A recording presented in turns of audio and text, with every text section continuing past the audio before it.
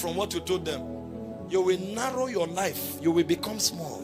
Those of you who love to slander people, gossip people, don't worry. Your future will tell you. Your future will tell you. They are talking about people. You are like parrot. It's your future you are selling. After 5 years, you will almost become a beggar. And you won't know why. Because God checks love quotient to grant empowerment. Because it's a risk to empower a man who does not have love. He will use that weapon against the church. So if you want enlargement, the first area God will develop your capacity is to love him and to love others. Loving people is difficult because there are many unreasonable people. You will send somebody money. Instead of thank you, he will say, so of all you have, this is what? You don't know. Number 2, area of capacity development is sacrifice and sacrificial living. If you don't develop capacity, all this mentality of receive, receive, receive, and you think you are going forward, you will be shocked. Everything you receive, you will eat. There is no investment in receiving. Investment is in giving and scattering. Nobody has ever invested. I was listening to a clip recently, and Bishop Oyedepo said a friend of his sent him what the Pope said. And the Pope said, trees that produce fruit, never eat them. They give them out. That's why they keep producing. You, your own is man must work. Everybody you meet, you are looking for what to take. You never think of giving anybody anything. And then when you now come to church, you can't give God. You are accusing pastors. Okay, don't give there. Go and give somewhere else. Sacrificial living. Go check people who are impactful. Sacrifice is their code of life. Paul said in Romans 12 verse 1, after he preached everything about salvation to the Jews and everything about salvation to the Gentiles, because from Romans 1 to 8, Paul was telling the Gentiles the basis for their salvation. And from Romans 9 to 11, Paul was telling the Jews the basis for their salvation. When he finished showing them all that God has done for both and how that both have a place in God, he now said, finally, my brethren, whether you are Jew or Gentile, I beseech you. He said that you present your bodies as a living sacrifice, holy and acceptable unto God. So you must live sacrificially. When I read about the patriarchs, sometimes I'm so humbled as to the depths God brought them into. I wonder how they knew what they knew.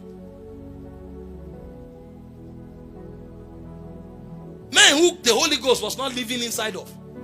They would do some things you wonder. There was a plague in Israel, and David commanded of God to go offer sacrifice in the high place.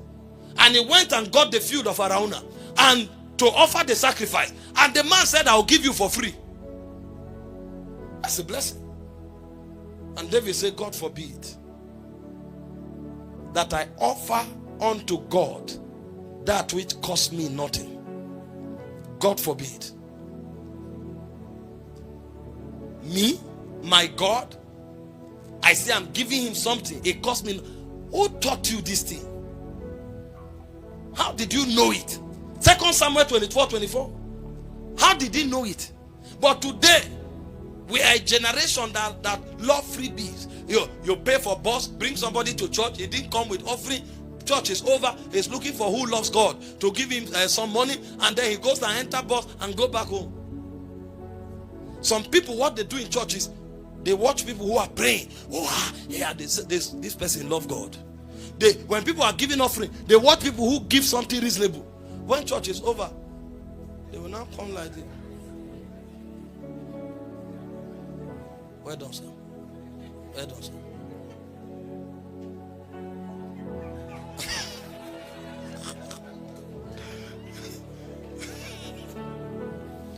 You don't know what you are doing. You are drawing your future. That thing you are acting will become your reality. Please help me. The way they will say help me, if you don't, you won't sleep for 3 days. They will say it in a way that your conscience will fight you. Now, there are people who need genuine help. Discern them. But there are others who are criminals. They are sitting in church. They are watching. People are praising God. The eyes are moving like rolling headlight. Where are those rolling headlights? The moment you lift your hand, you are worshiping. They carry your phone and go away. He came to church with eyes like torchlight. You know the way the eyes of cat move in the night. And then they steal 20 phones. After 10 years, they are still poor. Because the kingdom has protocols. Those who live sacrificially, they become great. Look at Abraham. He trusted God for a child for more than 25 years. At least from when God appeared to him. When that child came, God said, go and sacrifice him. Abraham knew Sarah couldn't take it. He rushed out in the morning. Genesis 22 verse 1 to 5. And when Abraham was going to sacrifice Isaac, he called Isaac worship.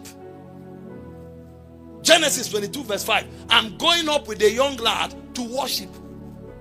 And then you are here. You are saying, Abraham's blessings are mine. Do you know Abraham's ways?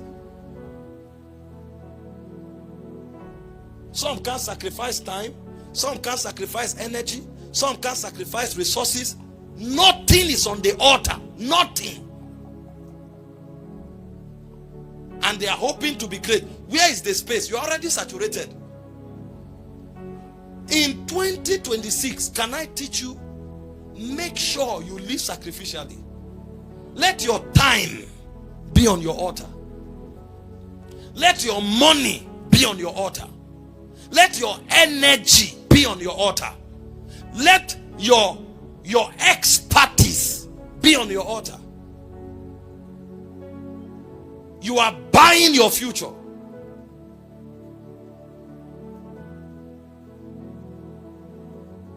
I won't overstretch it. You know what I'm saying. Because of time. Number 3. Capacity in the area of management and stewardship. Some people, it's not like they are not blessed. They are actually the most blessed, but they are wasteful. They lack management. They lack stewardship. The Bible said in Luke 16 verse 10 and 12 that a man must be faithful in little for much to be given to him. And he said in verse 12, a man must be faithful in another man's business for his own to be given him. That means management and stewardship is a critical mass so long as weights of increase and enlargement is concerned. You must learn to manage effectively and productively everything God entrusts to your care. In 1 Corinthians 14 verse 2, Paul said, it is expected of a steward that a man, 1 Corinthians 4 verse 2, that a man be found faithful. It is required of a steward that a man be found faithful. If you want enlargement, you must become a good manager, a skillful manager. And to give perspective, there are 7 things you must manage well. Number 1, the grace of God on your life. 1 Peter 4:10, every man hath received the gift, even so minister the same one to another as good stewards of the manifold grace of God. You have a gift to sing, a gift to preach. Any gift God gives you, make sure you refine it and become better at it. Don't be blunt for 10 years. You will spiral into oblivion. There are people who have grace for prophecy, grace for singing. There are people who have grace to serve. There are people who have grace for communication. They dumped it.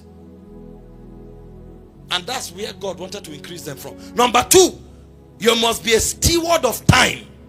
The Bible said in Ephesians 5:15 and 16, it said, walk circumspectly, not as fools, but as wise, redeeming the time. So anybody who is not managing time is a fool. There are few definitions of a fool in the Bible. The Bible said, a fool says in his heart there's no God. So every atheist is a fool by the authority of scriptures.